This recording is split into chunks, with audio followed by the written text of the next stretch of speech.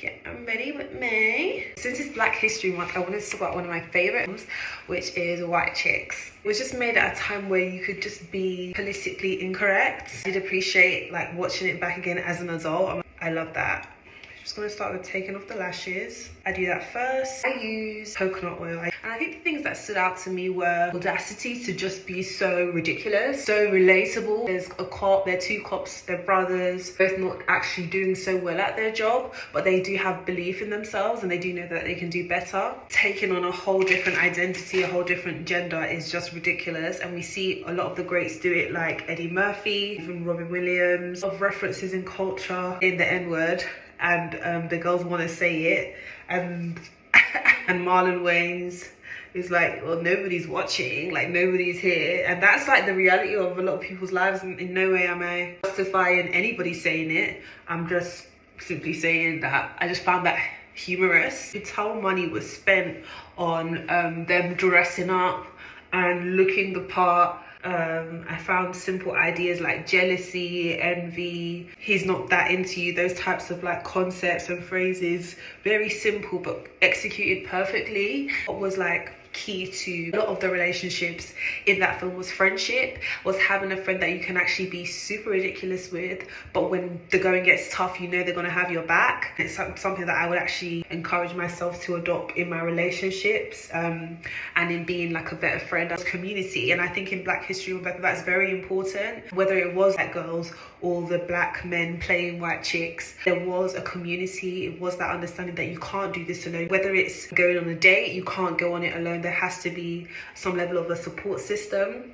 That date scene, first of all, Terry Crews, can we talk about the gem? Like Marlon Wayans, I think it's Damian Wayans, the Wayans brothers, Terry Crews.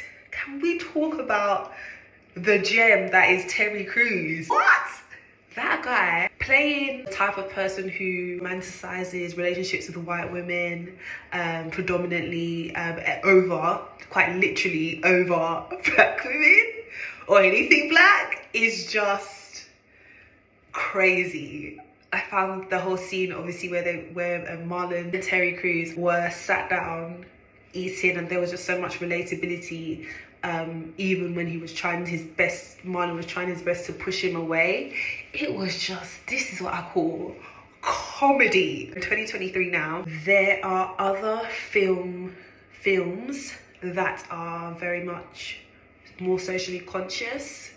But if you are trying to not necessarily meet in the middle, but gain wider audiences, that is the freaking film. It showed Black love, it showed white love, it showed Black and white love, it showed all the loves. It showed the love that's not giving, it showed the love that needs to give more, it showed the love of brotherly love, sisterly love, friendship love, relationships with your manager and you as a lower level of staff.